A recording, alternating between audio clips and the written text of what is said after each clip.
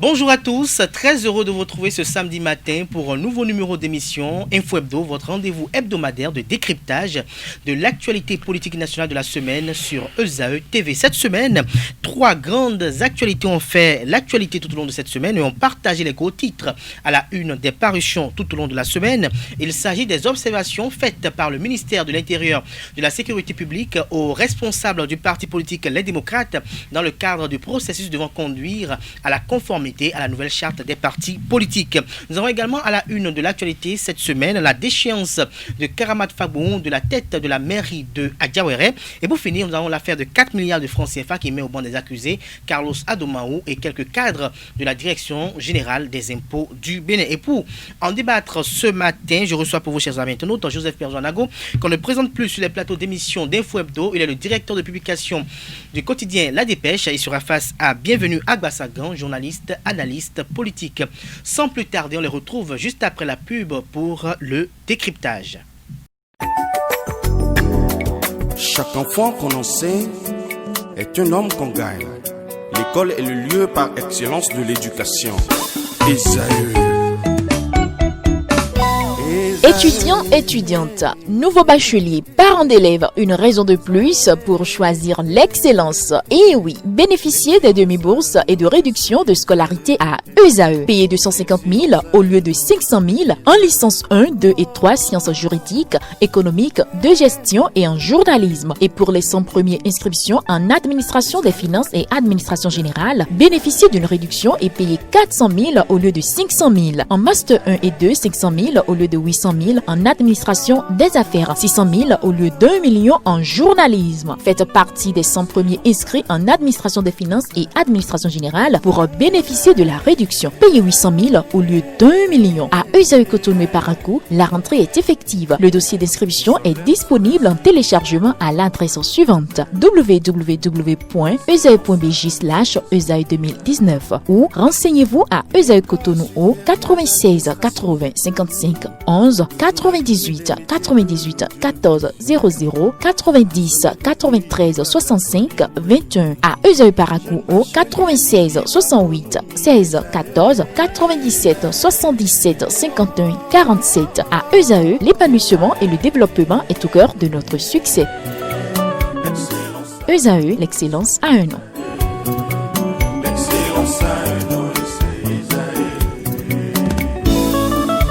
La rumba, c'est la musique des sages. Et ESAE, c'est l'école des sages.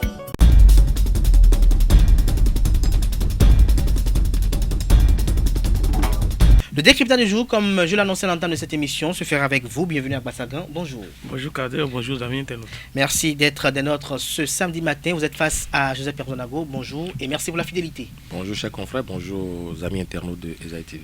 Alors bienvenue à Bassagan. Vous avez pris connaissance, tout comme tout professionnel des médias, des observations que le ministère de l'Intérieur a fait au parti politique Les Démocrates. Dites-nous, quelle appréhension avez-vous de ces différentes observations? Je voudrais dire à propos des partis Les Démocrates, au-delà même des observations que le ministère de l'Intérieur a fait, il faudrait dire que c'est un parti que je ne comprends pas jusque-là. Il faudrait préciser certaines choses. Nous sommes à l'heure de la réforme du système partisan. Il faudrait que les gens se mettent en adéquation par rapport à la loi. Il ne faut pas rester là donc à faire du tapage inutile et ne pas donc se conformer à la loi. Lorsqu'on les reproche aujourd'hui qu'il faut nécessairement que des membres démissionnent officiellement d'autres partis politiques avant de pouvoir donc intégrer les démocrates, il faudrait qu'ils se rangent. Mais mon idée n'est pas là. Vous savez, moi, je suis un ardent défenseur des fonctions essentielles des partis politiques. Vous le savez mieux que moi, d'ailleurs. Et quand je prends le parti Les Démocrates, vous allez voir, quand je prends les partis, d'abord, j'ai dit qu'un parti politique, c'est 7 fonctions essentielles. Et il y a les fonctions manifestes et les fonctions latentes. Quand nous prenons l'une des fonctions manifestes d'un parti politique, je ne vois pas le parti Les Démocrates dedans. La fonction, c'est la fonction idéologique. Vous savez, quand vous prenez l'idéologie de ce parti politique-là, c'est de faire partie Patrice Talon. Et après, j'ai remarqué que pendant fort longtemps, c'est le même système qui revient. On n'a pas des partis politiques qui visent à pérenniser les choses. Vous allez voir, même avec ce que nous avons actuellement... Pour vous, c'est une association circonstancielle. Oui, c'est toujours ce que nous avons eu comme parti politique au Bénin. C'est toujours ce que nous avons eu comme parti politique. politique. Je vous reviens dans un instant. Bienvenue à Bassagan. Joseph Perzonago, vous avez suivi l'argumentaire de Bienvenue tout à l'heure. Dites-nous, vous, que pensez-vous des observations qui ont été faites au parti Les Démocrates? Merci, cher confrère. Avant que je ne fasse un peu de ping-pong avec mon confrère, je voudrais réagir par rapport à votre interrogation pour dire que quand on observe un peu la trentaine d'observations qui ont été faites à l'endroit des demandeurs du parti politique Les Démocrates, on se rend compte avec désolation qu'il y en a qui sont des exigences en griffe fallacieuses, des prétextes qui ne tiennent vraiment pas au plan argumentaire, et je n'en veux pour preuve que les trois les plus essentiels à mes yeux. Vous voyez, lorsque vous soumettez l'idéogramme, c'est-à-dire le logotype à observation au ministère de l'Intérieur ou à tout autre organe, vous devriez, c'est la règle du graphisme, expliquer un peu les composantes. Et lorsque l'on dit le flambeau est porté par une main noire et que le ministre estime, ou son administration estime, qu'on ne doit pas dire porté par une main noire, je tombe des nues, et voilà l'une des observations qui me laisse pantois. Un peu plus loin, ce même ministère, et à travers ce même ministre, fait observer à ce parti, les démocrates, que là, c'est un cas géographique qui va rester dans les annales de notre histoire contemporaine, où Gogounou sait par quel miracle retrouvé dans la Takora du fait du ministre de l'Intérieur. C'est extraordinaire. Si vous n'y pensez pas, bon, moi je suis totalement tombé de nuit. Il y a encore l'autre cas où mon confrère a semblé dire ici que le ministère était dans son droit. C'est absolu, je suis d'accord. Mais lorsqu'on observe, parce qu'on ne peut pas être dans un état où une décision qui s'impose à toute la nation, qui devient d'office une jurisprudence, à savoir la démission des membres d'un parti avant d'adhérer à un autre parti. Il n'y a pas loin, 2019, chers confrères, le cas des renvois blancs. On a vu la Cour constitutionnelle a tranché, à moins qu'aujourd'hui, il y ait certains citoyens qui doivent se conformer aux décisions de la Cour constitutionnelle et d'autres non. Le ministère de l'Intérieur a beau être ministère de l'Intérieur, mais les agents du ministère de l'Intérieur, je les invite humblement à aller revisiter cette décision de la Cour constitutionnelle pour comprendre s'ils étaient dans leur bon droit de demander ce qui a été déjà jugé par la Cour constitutionnelle. Il y en a autant d'observations qui sont à la limite exagérées, qui ont été donc imposées au Parti des démocrates. Je suis d'accord qu'ils n'y vont pas, parce que ce n'est pas un fleuve tranquille sur lequel ils allaient surfer. Mais de là à leur imposer ces détails qui, à la limite, frisent. Je ne voudrais pas parler d'amateurisme, mais lorsqu'on a une administration de cette grandeur, de cette hauteur et de cette noblesse, j'exagère peut-être, mais on ne peut pas s'attendre à ce que Gogounou se retrouve dans la Takora. Nom de Dieu. Bon, ben, je voudrais m'en arrêter là pour dire que je trouve que c'est assez gravissime. Et je ne défends ni les causes d'un parti, les démocrates, ni quoi que ce soit, mais je voudrais simplement dire que soyons un peu sérieux. Soyons un peu sérieux. Celui qui doit quand même relever les failles dans le dossier, lui a également effectué quelques erreurs. C'est ça. Et mieux, il y a un fantomatique monsieur Ibrahim Touche, ou comment dire, qui a surgi de nulle part dans le dossier. Mais les demandeurs disent, nous ne connaissons pas ce monsieur d'Adam ni d'Ève. Mais voilà qu'il surgit de nulle part. J'attends le feedback du ministère en charge de l'Intérieur pour davantage me fixer. Mais jusque-là, franchement, ça frise un peu la politique. Bienvenue à Bassagan, vous avez suivi tout à l'heure Joseph Perzonago qui a fait quelques analyses et décrypté un peu quelques-unes de ces observations qui ont été émises à l'endroit des responsables du parti politique Les Démocrates. Vous, est-ce que vous pensez que le ministère de l'Intérieur, puisque quand on suit un peu Joseph Perzonago, on a comme l'impression que le ministère de l'Intérieur ont agi un peu de façon pas très méthodique. Non, mais moi, je ne me vois pas dans cette posture-là. Il faudrait le dire tout de go. Parce que l'analyse de Joseph Perzonago tout à l'heure qui montre qu'il y a un amateurisme exacerbant au niveau du ministère de l'Intérieur, moi, je ne me trouve pas dedans. Je ne me retrouve même pas d'ailleurs. Il faudrait préciser parce qu'il faut travailler avec la pédagogie. Un parti politique, c'est de la discipline. Moi, je n'aime pas qu'on vienne sur des détails inutiles pour pouvoir dire, pour pouvoir soutenir ou bien pour pouvoir donner raison à des gens qui ne veulent pas faire du sérieux. Moi, je le dis en réalité. Si vous savez qu'on est en train de faire tuer des réformes, forme et que vous savez que lorsque vous allez poser le pas et que aujourd'hui un parti politique est devenu comme ce que nous disons, on dit dans ma langue, que danser dans la chambre de l'hôtel portatif, si vous ne tombez pas sur l'hôtel portatif, vous allez tomber sur la prêtresse. Donc, si vous voyez que vous êtes un parti politique au Bénin aujourd'hui et que vous voulez vous aligner, il faut répondre aux actes. Pourquoi les gens aiment toujours invoquer la jurisprudence? Oui, je suis d'accord avec la jurisprudence. Si les partis, les démocrates se voient donc concernés, ils n'ont qu'à saisir aussi la Cour constitutionnelle. On verra la décision. Même si Perzo dit qu'il est en train d'attendre le ministère, sa réponse est déjà prémonitoire. Moi, je connais déjà sa position par rapport à cela. Si il arriverait que le ministère de l'Intérieur n'attribue pas, en tout cas ne donne pas son accord, son adhésion pour les partis, les démocrates, ça dit que il va dire que sa position est confortée d'ailleurs. Donc, il n'y a plus même à jouer au visionnaire pour connaître la position de certains nombre de personnes. Mais ce que je suis en train de dire, comprenez ceci avec moi. Je dis ceci et je le répète, un parti politique, ce n'est pas, un club de quartier. Parce qu'il faut finir avec ce genre de choses. Nous avons tellement eu des clubs électoraux au Bénin qu'il faut cesser avec ça. C'est de la pagaille qui ne dit pas son nom. Aujourd'hui, quand on exige à des partis politiques de pouvoir rentrer dans l'ordre, il faut rentrer dans l'ordre au lieu d'aller chercher, d'aller égoter. C'est ce qu'ils ont fait lorsqu'on parle de l'opposition béninoise. Les gens sont restés là à jouer à la politique de la chaise vide, à la politique de l'Autriche. Et au dernier moment, ils crient, ils parlent de parrainage. Voilà les problèmes. Voilà, ils seront en train de tourner en rond, à moins en tout cas, sauf cataclysme, je le précise. Et ils seront en train de tourner en rond comme ça et après ils vont dire, ils n'ont pas eu le récépissé, ils n'ont pas eu ci, ils n'ont pas eu ça. Il faut finir avec, il faut se conformer et nous allons voir, parce que nous voulons voir, même si le parti de nom, j'apprécie le nom parce que nous avons républicains, progressistes, il faut les démocrates aussi dans le jeu. Même si j'apprécie la dénomination. Or, une dénomination n'est pas un atout. Voilà, une dénomination n'est pas un atout d'un parti politique. Donc, il faut être dans le fond. Moi, j'aime toujours toucher le fond des partis politiques et non la forme. S'ils ne peuvent pas se mettre au pas en ce qui concerne les formes là, qu'est-ce qu'ils feront dans le fond? C'est ce qu'il faudrait nécessairement. Évidemment. Alors, Perzo Nago, puisque nous parlons de l'actualité de cette semaine, nous avons assisté à un spectacle sur les réseaux sociaux opposant Candidat Zanaï, pour être beaucoup plus direct, et Léon Basila Rossi. Vous avez suivi un peu, vous êtes très actif sur les réseaux sociaux d'ailleurs. La Dépêche est très actif déjà autour de 23h chaque jour. On a déjà la disponibilité de la une du lendemain. Alors, vous avez suivi un peu les réponses du berger à la bergère. Dites-nous, quelle analyse faites-vous de cet état d'esprit de la chose et comment percevez-vous également ce qui a été fait? Mon cher confrère, la petite chose que vous aviez faim de me donner comme détail, c'est que ces deux personnalités ou ces deux personnages sont issus d'un grand ensemble appelé la résistance. L'opposition. La résistance. Mais c'est formidable. Et moi, je me dis, mais si déjà il y a des débats aussi contradictoires au sein de l'opposition, mais je m'en réjouis. Je me dis, ah ben là, c'est alors une bonne chose. Si je pouvais vivre ce genre de débat contradictoire au sein des deux blocs présidentiels, je ne peux que m'en réjouir.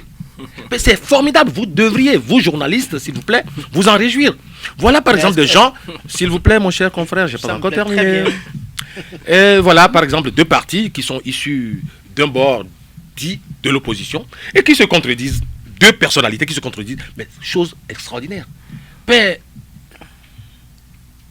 que cela se produise aussi au sein des blocs. Alors, vous n'allez pas me dire qu'ils s'entendent tellement si bien que tout roule sur des roulettes. Pas du tout. Je suis désolé. Et donc, moi, je voudrais vous dire, si vous voulez mon point de vue, je me réjouis qu'au sein de l'opposition, les uns les autres, parce qu'il y a des courants, il y a des observations. Ce n'est pas parce que nous sommes ensemble de la mouvance ou de l'opposition ou d'un groupe donné que je ne peux pas ne pas être en harmonie avec l'autre. Et donc, c'est une preuve palpable que, quelque part au Bénin, il y a des gens qui peuvent faire de la contradiction, même si ils sont d'un bord affiché. Même s'ils sont d'un bord affiché. Alors, Benjamin Ouassaka, vous avez suivi tout à l'heure Joseph Perdonago, qui estime que ce qui s'est passé entre Basila Rossi et Candidat Zanaï, c'est de la contradiction. Mais lorsque vous prenez le message qui a été l'un des messages, on parle de certains membres de la résistance qui vont demander à voter UPBR.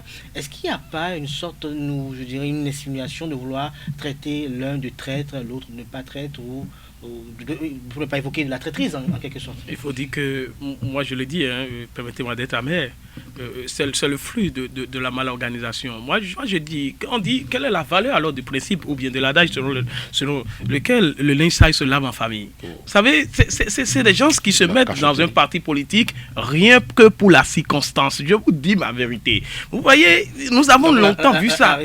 La résistance, c'est pour la circonstance. Il ne faut même pas aller chercher midi à 14h pour le dire. Hein? Vous voyez, les gars, depuis 30 ans, depuis le renouveau démocratique, c'est ce qui s'est passé. Il n'y a pas de parti politique, membre de l'opposition, qui puisse se montrer, c'est-à-dire stable, constant dans le temps. Et c'est ce que je dis, je touche toujours ces aspects-là. Quand vous prenez les différents membres de ces organisations, je dirais même de ces associations, vous allez remarquer que chacun recherche son intérêt.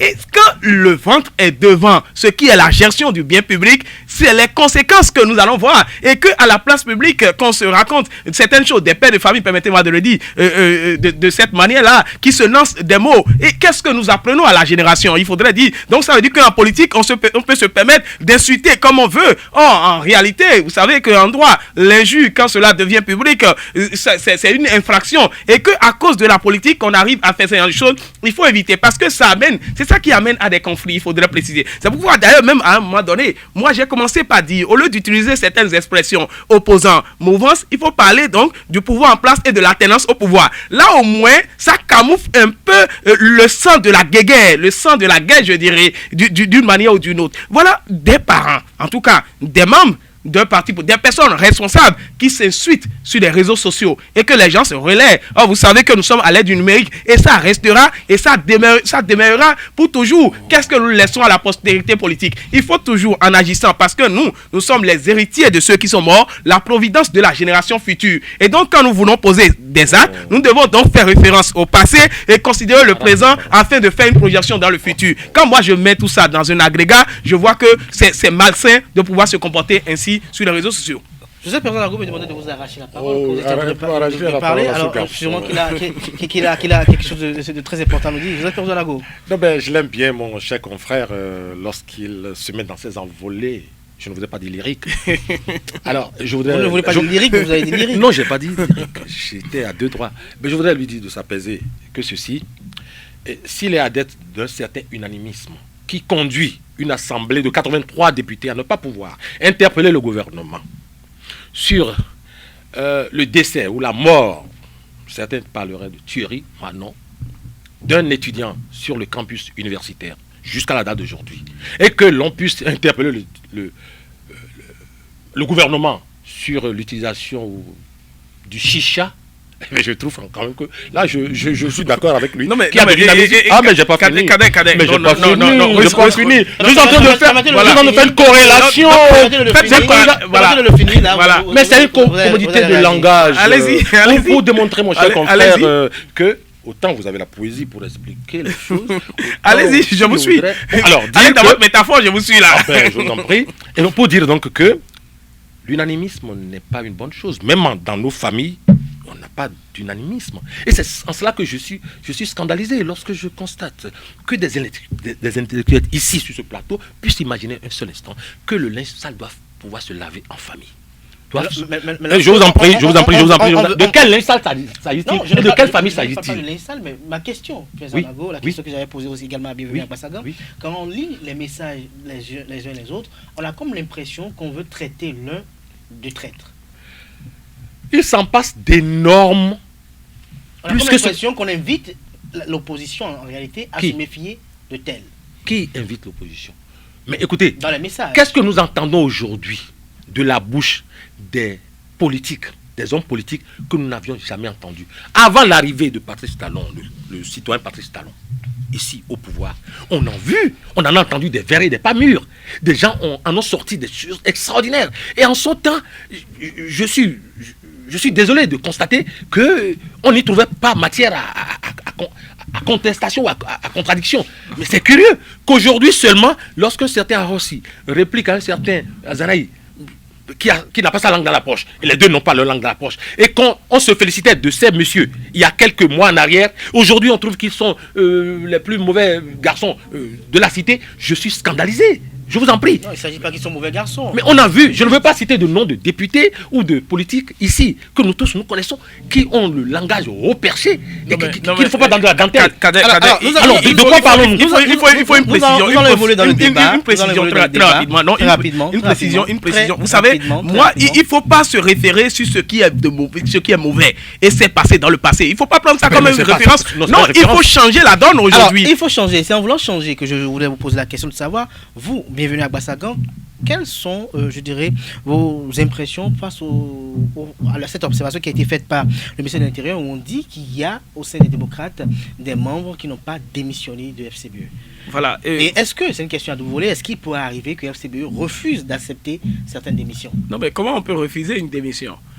Vous êtes liés parce que c'est un contrat que vous avez signé. En tout cas, si nous allons parler un peu en termes d'accord, que vous êtes membre d'un parti politique et à un moment donné, vous êtes libre de démissionner de ce parti politique-là. Personne ne peut vous tenir pour dire, mais pourquoi vous démissionnez de ce parti politique? Nous, on ne vous accorde pas votre démission. En tout cas, moi, je n'ai vu ça, je n'ai pas vu ce genre de choses-là quelque part, et nulle part d'ailleurs même. Et donc, ce qu'il faudrait préciser, la démission ne pourrait pas poser de problème. Parce qu'il faudrait, le parti politique, c'est là le problème en réalité. Si nous avons même des démissions, je reviens toujours sur ce que je dis, l'idéologie. Vous savez, nous avons tellement des partis politiques dont l'idéologie est souterraine. L'idéologie n'est pas révélée en réalité. On ne voit pas leur idéologie. Ce qui fait que les gens, à cause de leur intérêt, ils se mettent dans un parti politique et quand ils voient que leur intérêt, je dirais presque galvaudé ou bien totalement galvaudé ou détruit, ils se disent donc quittons ce camp-là. Ce qui est très mauvais parce que si les partis politiques avaient réellement une idéologie, ça serait rare que les gens arrivent à démissionner d'un parti politique. C'est pour ça aujourd'hui, moi, j'ai dit sur la question, j'aime souvent exhorter le politique nouveau. Vous comprenez? Je ne dis pas le nouveau politique, je dis bien le politique nouveau. C'est-à-dire le politique nouveau doit savoir que les choses, quand vous voulez les faire, il faudrait nécessairement faire cela dans l'ordre, en respectant l'idéologie. Je dis bien, l'idéologie est très importante pour un parti politique. Tant qu'il n'y a pas d'idéologie, c'est-à-dire c'est ce que nous allons voir. C'est-à-dire que ces errances, c'est de l'errance. C'est-à-dire c'est de l'errance dans les actes. On va, vous le voyez aujourd'hui. Donc voilà, c'est pas du tout bien. C'est pas du tout bien. Bienvenue. Gbassagan n'est pas du tout d'accord face à cela. Je serais Père Joalago. L'espérance aujourd'hui serait de voir les démocrates obtenir le récépissé. Alors, est-ce que nous pouvons attendre dans les jours à venir que les récépissés, du moins, que les démocrates puissent essayer de revoir la copie et de réintroduire le dossier? Je ne suis pas membre de ce regroupement politique, mais je voudrais pouvoir espérer que le ministère de l'Intérieur, y compris les demandeurs, je veux parler des démocrates, que chacun puisse jouer sa partition sincèrement dans les règles de l'art. J'insiste que ce soit les démocrates, qu'ils aillent au fond du faisable, du normatif, qu'ils remettent ce qu'il faut au ministère de l'Intérieur et que le ministère de l'Intérieur ne tisse pas d'intrigue, aussi accède à ça, parce qu'on a vu des partis politiques dont à la date d'aujourd'hui, on sait même où le congrès a été tenu. Et on n'a aucune trace de la tenue du congrès, mais qui ont eu haut la main leur récépissé en 72 heures chrono. C'est extraordinaire. Au Bénin, nous savons faire de la magie. Merci à vous, Joseph Père Joalago, vous aurez très compris. Merci également à vous, bienvenue à Gbassagan, pour vos analyses sur ce premier sujet qui nous réunit ce matin. Nous parlons également de la déchéance de Karamat Fagbon. Karamat Fagbon qui a perdu, je dirais, son poste de maire de la commune d'Adiawara. Est-ce un revers pour ces Fagbon? Non, mais moi je dirais quand vous avez le pouvoir, je commencerai par là, il faut savoir que vous avez le pouvoir de l'instant et qu'il faut exercer ce pouvoir-là avec humilité. Qu'est-ce que je dis par là? Quand vous allez un peu dans l'entourage de Karamat Fagbon, j'y arrive enfin. Et donc quand vous allez dans son entourage, les témoignages ne sont pas bons. Moi je le dis en toute sincérité. Vous savez, quand elle a été maire, d'abord même les gens considèrent son père qui avait utilisé une expression. Pourquoi? Vous savez, au départ, Fagbon, c'est le MADEP, on connaît le MADEP, chez moi, on parle de Koklos ou Gongbong, donc le coq en réalité. Et donc, quand vous prenez ce parti politique-là, le MADEP, à un moment donné, le MADEP s'est retrouvé dans l'Union fait la nation. Et donc, après, la réforme du système partisan a induit à ce que nous nous retrouvons et que les éléments de l'Union Fédération se sont retrouvés dans l'Union progressiste. À un moment donné, lorsque le choix était pour Fagbon, donc de pouvoir entrer dans l'un des blocs, Fagbon est allé au BR. Et en ce moment-là, ils appelaient, c'est-à-dire, les gens ont dit, en tout cas, dans leur expression, je ne veux pas le répéter, mais pour conforter un peu ma position, que Fagbon faisait comprendre que c'était ses apprentis. Ces gens-là étaient les apprentis de Fagbon. Et c'est normal, ce qu'il a dit. Est-ce qu'il a utilisé cette expression au sens péjoratif? Je ne sais pas. En tout cas, nous avons vu le résultat aujourd'hui qu'ils ont essuyé le revers de la médaille. Parce que Karamat, c'est dommage, il faudrait préciser que nous comptons avoir plus de femmes mères et qu'aujourd'hui, maintenant, il y a une d'entre elles qui est encore partie. C'est déplorable. Mais ce qu'il faudrait dire, c'est que dans la zone en réalité à Yaouré, est-ce que celle qui est déchue avait l'assentiment populaire avant que nous ne revenions même dans le clan politique? C'est ce qu'il faudrait savoir. Moi, en tout cas, selon les petits sondages, je n'ai pas, en tout cas, je mets assez de réserve. Je me dis qu'il y a quelque chose qui n'a pas marché à la matière. Parce que depuis qu'on a annoncé que le siège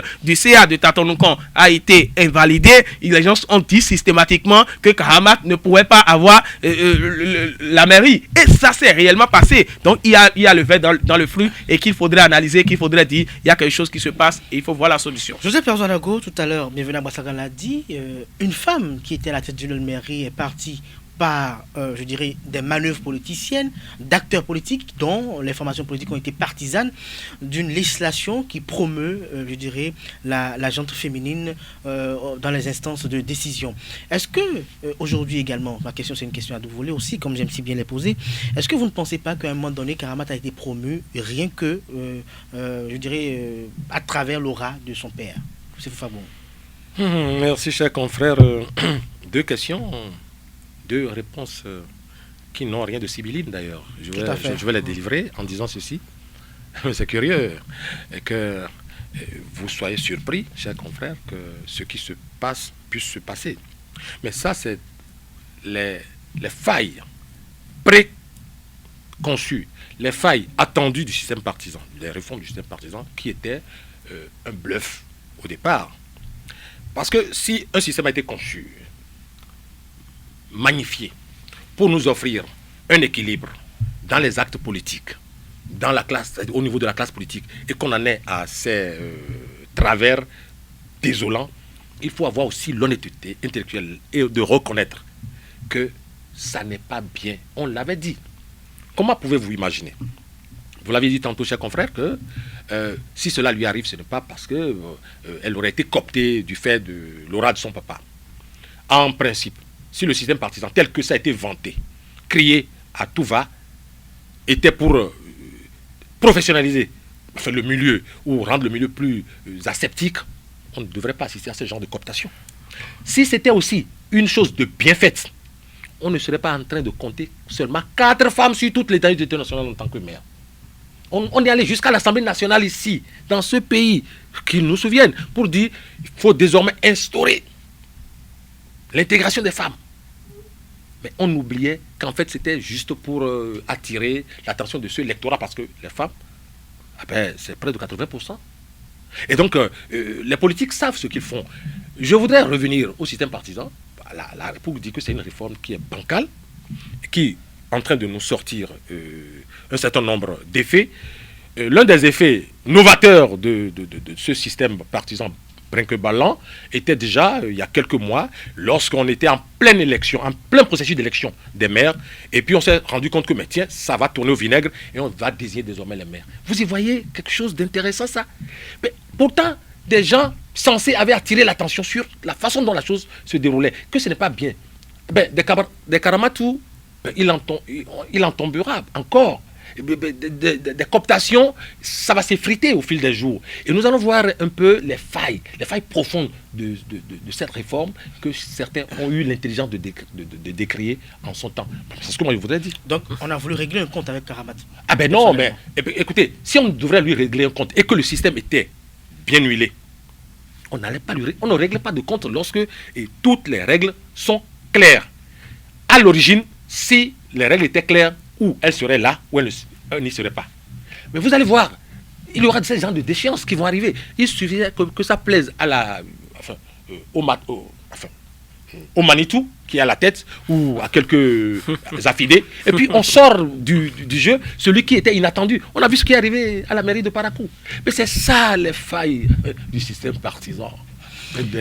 Bienvenue à Bassagan. Oui. Lorsque vous suivez un peu l'analyse qu'a faite Joseph Perzoanago, est-ce qu'on n'est pas tenté, comme je lui ai posé la question tout à l'heure, de dire que on en voulait à Karamat Fagbon, peut-être, je dirais, à Sefou Fagbon? Non, mais moi, je quand on parle de Sefou Fagbon, vous l'avez dit tout à l'heure, c'est pas quand même une personne qu'on peut minimiser jusqu'à aujourd'hui, même s'il a perdu des plumes dans le département du Plateau.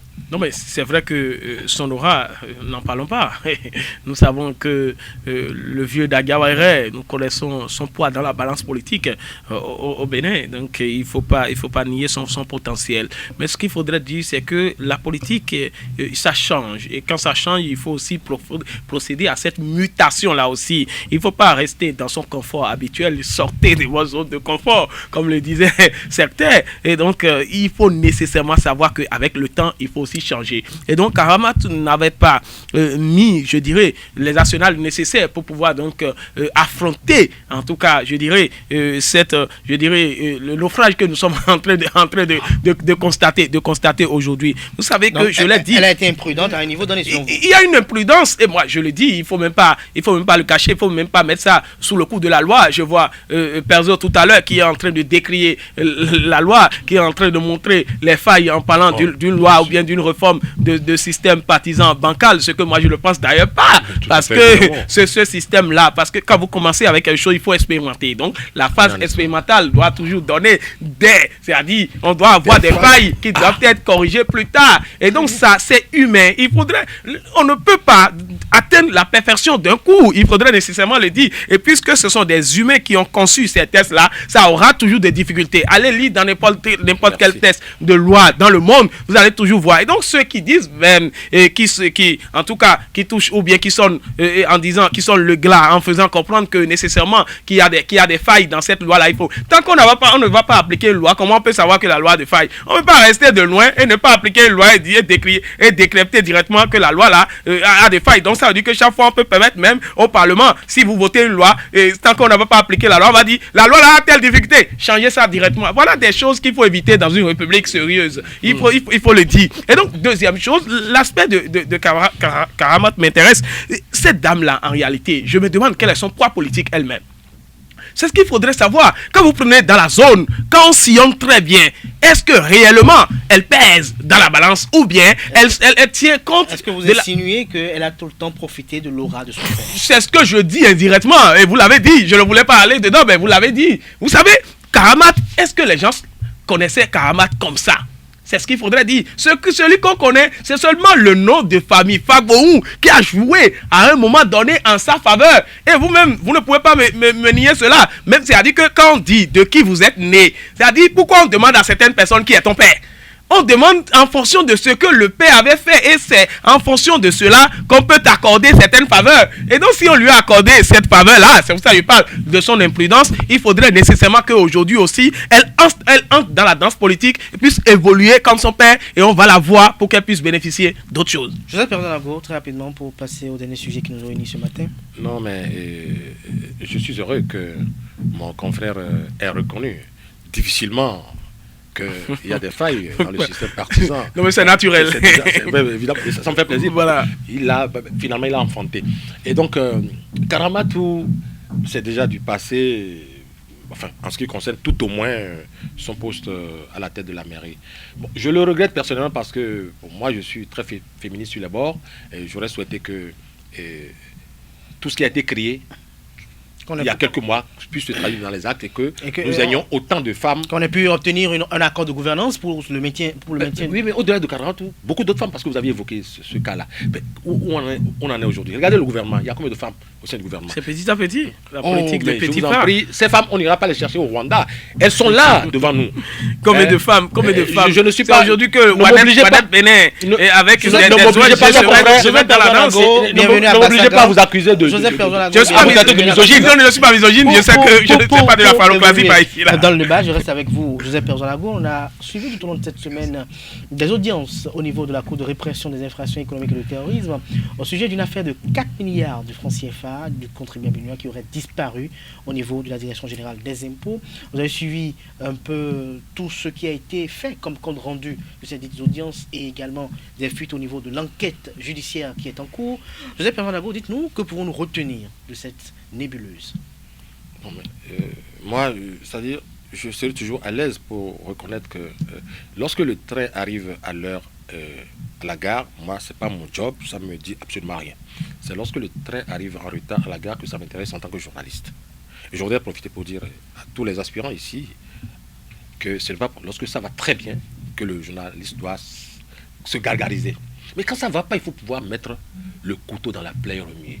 Je dis, je suis surpris qu'à l'heure de la rupture, où on dit zéro tolérance en matière de corruption et tout le reste, lutte contre la corruption, où on met des gens en prison pour 70 000 francs CFA de champagne, non encore véritablement prouvés, ben, qui sont encore en prison à ce moment. Et je me demande, mais finalement, dans une structure comme celle-là, où on dépose l'argent du contribuable, 4 milliards de francs CFA, cela fait 1000 millions fois 4.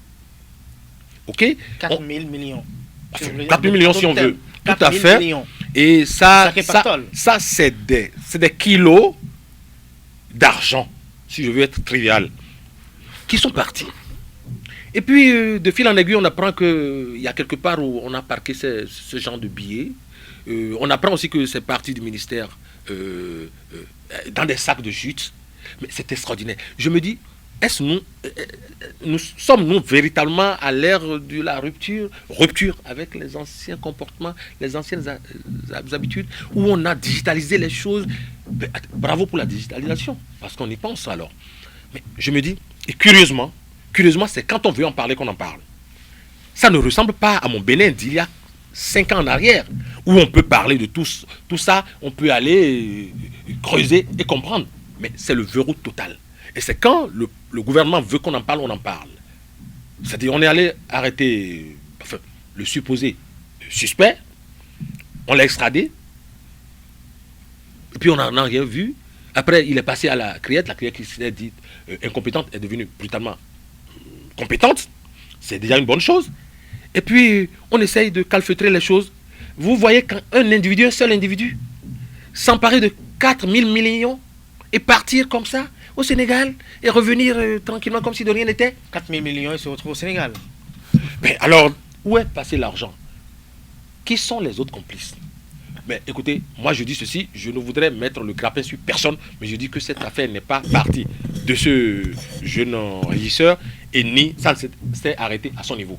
Il y a un certain nombre de faits qui sont tellement accablants que j'aurais souhaité qu'on ne livre pas le déroulement du processus de l'enquête, mais que le ministre porte-parole qui sait si bien parler puisse nous parler un peu, juste pour nous rassurer. Il ne faut pas savoir seulement parler sur des sujets qui vous arrangent. Il faut pouvoir aussi parler sur des sujets qui ne vous arrangent pas. C'est ce qu'on appelle le public relation chez les Anglais. C'est-à-dire, ayez le courage aussi d'aborder des questions qui ne vous arrangent pas, qui vous pénalisent. Et c'est cela la communication. J'attends fermement le ministre qu'il revienne, beau parleur, et puis tout le reste, Cicéron, à la limite, dire comment est-ce que ça s'est passé, pour rassurer les uns les autres. Pour rassurer. Autrement, nous allons vivre de polémiques et de racontailles, tout ce qu'on veut. Et c'est pas ce que je veux pour mon peuple. C'est pas ce que vous voulez pour votre peuple. Bienvenue à Boissaga. Oui, j'ai vu Perzo toujours, il est resté égal à lui-même dans son développement en criant encore la rupture qui n'a pas pu trouver une solution à ce genre de situation. Je voudrais dire que lorsque vous prévoyez quelque chose, vous savez, c'est pas parce que vous avez décidé de sanctionner qu'il n'aura pas l'infraction. Si on a décidé, on a prévu les sanctions, il y aura l'infraction, c'est clair et net. Et donc, quels que soient les garde-fous que vous allez mettre, quand l'infraction veut être commise, elle sera commise. C'est ce qu'il faudrait dire. Et donc, dans cette affaire de 4 milliards de francs CFA, le gouvernement nous parle aujourd'hui de la digitalisation. C'est vrai que c'est pour éviter les contacts, je dirais, pernicieux entre les usagers et les agents publics qu'il y a eu cette dématérialisation-là. Mais aujourd'hui, ce qu'il faudrait dire par rapport à cette affaire de Carlos, de l'ex-régisseur, ce qu'il faudrait préciser, c'est que le régisseur dans cette affaire, je me dis 4 milliards de francs CFA, comment cela est parti de la direction générale des impôts. Il faut se poser d'abord cette question-là. C'est-à-dire qu'il doit y avoir une ingéniosité derrière cette infraction-là. Parce que faire déplacer 4 milliards, attention, mais ça ne fait pas bizarre aussi qu'on apprenne que quelqu'un disparaisse dans la nature avec 4 milliards de francs CFA et quitte le Bénin et c'est à Dakar. Il est à Dakar. Et donc, ça étonne. D'ailleurs, tout à l'heure, je ne sais pas si Peso a pesé 4 milliards. Une fois, il a parlé et donc, il disait que ça pèse en réalité. Et donc, quand vous prenez tout ça, c'est-à-dire, il y a un flou qui ne dit pas son nom autour de ce dossier-là. Et il faudrait nécessairement creuser. C'est vrai, il faut inviter le ministre, porte-parole du gouvernement, Alain Orun, là, à se prononcer sur la situation. Mais il sait que c'est un ministre qui choisit le bon timing pour pouvoir parler. Peut-être il n'a pas encore vu le timing nécessaire pour l'intérêt donc d'aborder le sujet en ce moment. Parce que l'affaire est en instruction au niveau de la criette. Or, en tant que juriste, lui-même, il sait que quand une affaire est en instruction, il faut traiter cela avec délicatesse. Donc, peut-être, en tout cas, je ne connais pas son cœur parce que on dit un étranger ne peut connaître la joie d'un cœur. C'est le cœur même qui connaît sa tristesse. Et donc, puisque moi, je ne connais pas ça, je dis juste que, puisqu'il est juriste, parce que c'est une posture commune à tous les juristes, il ne veut pas se mettre dans ce dossier-là. Mais il faudrait nécessairement qu'on fouille. Parce qu'il ne sera pas seul dans cette affaire-là. Il faut le dire. Parce que il ne sera pas seul. Non, partage cet avis. Est-ce que vous pensez qu'il y a des complices comme cela se dit de part et d'autre et comme on peut en déduire des procédés de la criette? Moi, je voudrais inviter gentiment le ministre porte-parole à porter cette parole.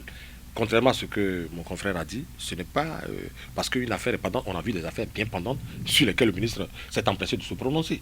Et à fond d'ailleurs. J'ai parlé de timing. Vous savez ce que moi je crains. Et vous l'aviez soulevé, mon cher confrère, en disant il doit y avoir forcément des complicités. On a eu dire, il y a tellement de eu dire que même, je ne sais si vous êtes au courant de cette affaire où des chèques à blanc auraient été signés à ce. Je voudrais dire, j'abuse un peu en disant à ce jeune régisseur. Mais attendez, chèque à blanc par un responsable.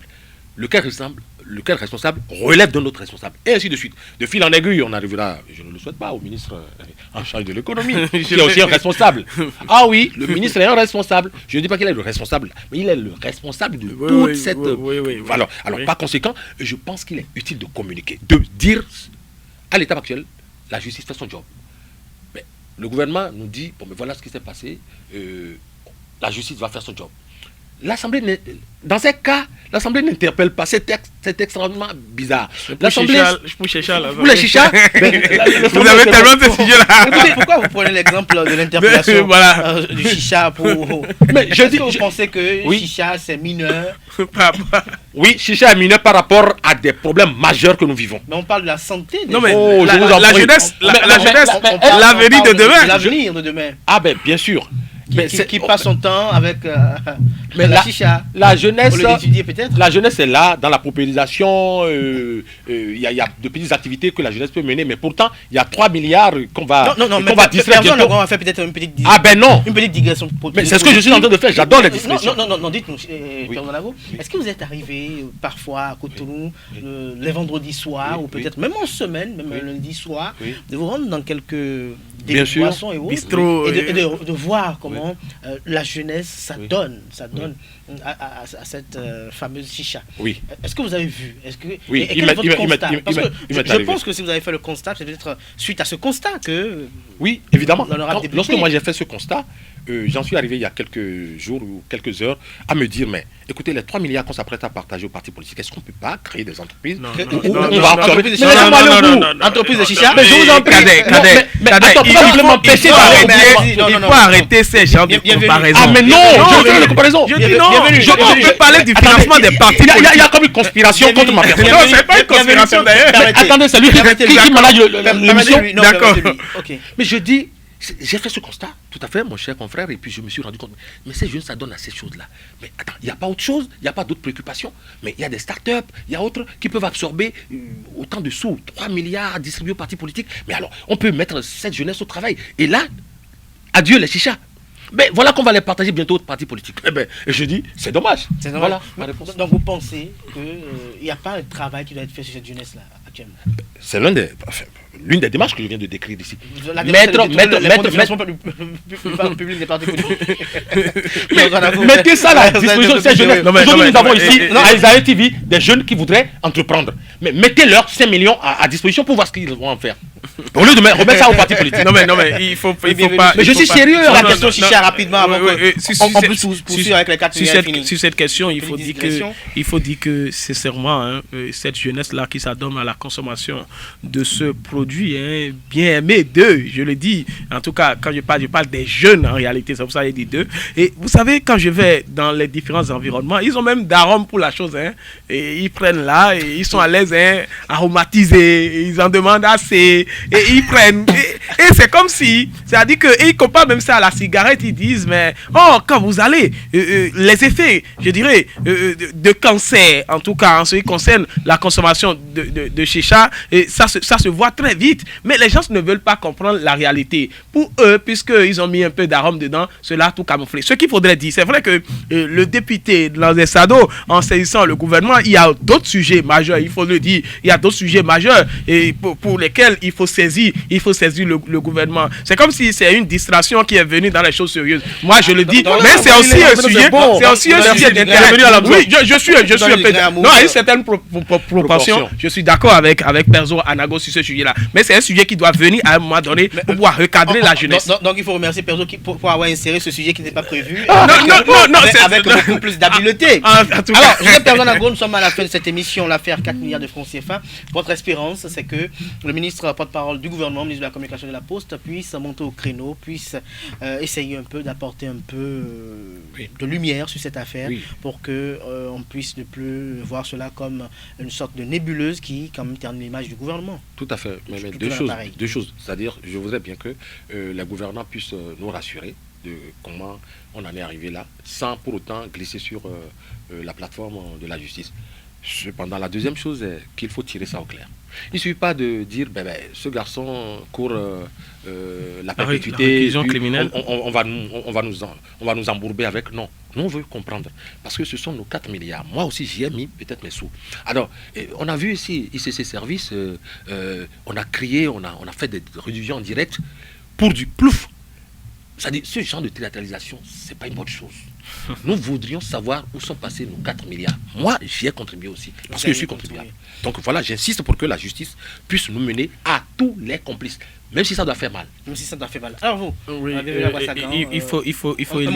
il faut élucider cette affaire-là, parce que moi je pense que la justice béninoise a toujours joué son rôle. Et je connais la compétence des différents magistrats que nous avons. Nous les avons vus à l'œuvre, et donc moi je ne doute pas de la justice béninoise. Ce qui est sûr, on rendra au clair cette affaire, et chacun de nous allons tirer les conclusions. Merci à vous, bienvenue à Bassagran. Je rappelle que vous êtes journaliste, analyste politique, rédacteur en chef également du quotidien La Première. Vous étiez face à Joseph Perzo Anago, directeur de publication du quotidien La Dépêche. Merci également à vos chers confrères. Merci pour la disponibilité. J'espère que vous serez encore disponible peut-être le week-end prochain ou peut-être pour un de ces week-ends encore. Merci pour l'attention, chers amis internautes. Merci pour la fidélité, merci pour l'attention, merci pour les commentaires que vous nous essayez de mettre pour prouver également que vous essayez de voir ce qui se passe et de réagir. Merci pour l'attention à toutes et à tous. On se retrouve samedi prochain pour notre numéro de Info Hebdo. Portez-vous bien. Excellent week-end à toutes et à tous.